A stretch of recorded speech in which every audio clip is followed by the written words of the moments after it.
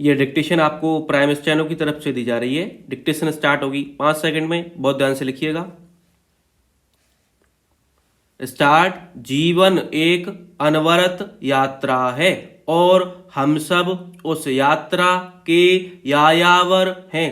एक अनजानी यात्रा जिसमें हर व्यक्ति अपने जीवन काल में 2 यात्राएं लगातार कर रहा होता है, एक बाहरी यात्रा और दूसरी अपने भीतर की यानी आंतरिक यात्रा।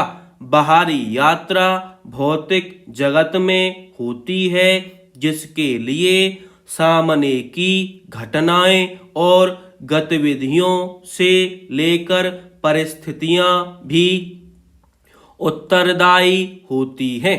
आंतरिक यात्रा व्यक्ति अपने भीतर करता रहता है, जो आमतौर पर अंत तक चलती रहती है।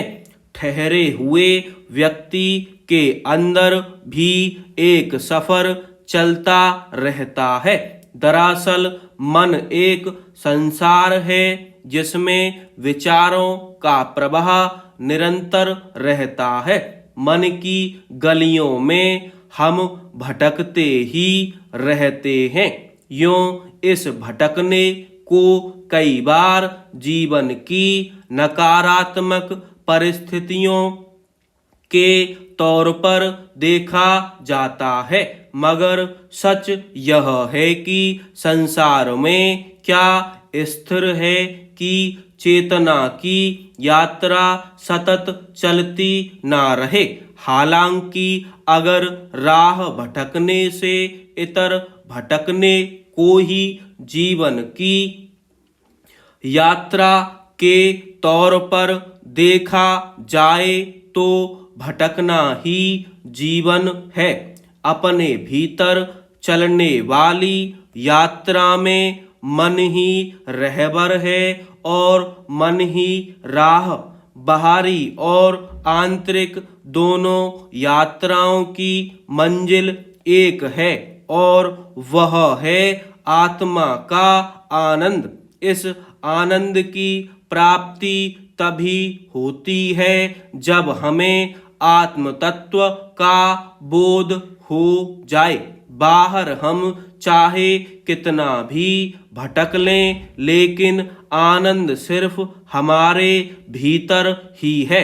अब बाहर की यात्रा और आंतरिक उद्वेलन की कड़ियाँ किस तरह अलग हैं या फिर जुड़ी हुई हैं, उसकी व्याख्या भी हमारी चेतना और समय पर निर्भर है। फिर भी बाहरी यात्रा से जो अनुभव मिलता है, उससे गुजरते हुए आंतरिक यात्रा तक पहुंचना ही जीवन का गंतव्य होता है। मन से बाहर के संसार का सफर तय करते हुए आत्म तत्व की खोज करना ही जीवन का उद्देश्य होना चाहिए। सुख का कोई आधार होता है और दुख भी किसी न किसी कारण से होता है। वहीं खुशी मिलने के एक हिस्से के रूप में आनंद स्वयं की खोज है।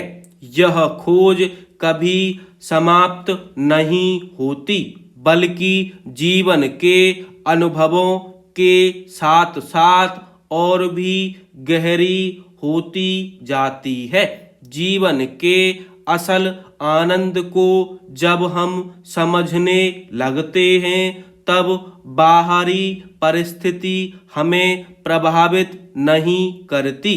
सुख दुख से परे आनंद महसूस करना ही जीवन का परम आनंद है। जिस दिन यह खोज पूरी हो जाती है, उसके बाद जीवन की सारी पीड़ा शांत हो जाती हैं। मन सारी पीड़ा का केंद्र बिंदु है।